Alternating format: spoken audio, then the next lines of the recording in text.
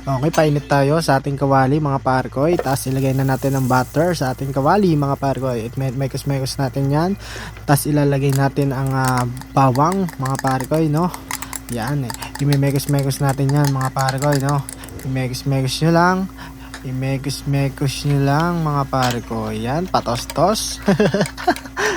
Ayan.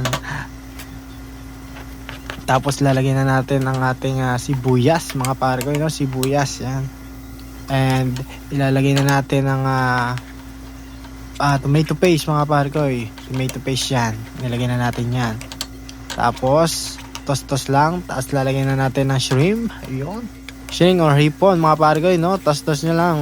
Okay. Tos-tos lang natin yan mga parkoy, no? Halo-halo lang. Halo-halo.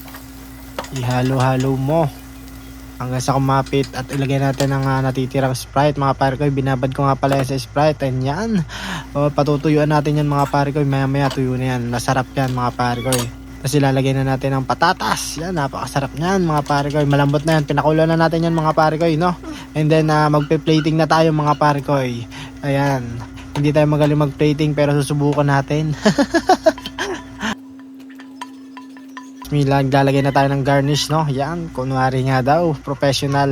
At ayan na, tapos na po ang ating butter garlic shrimp.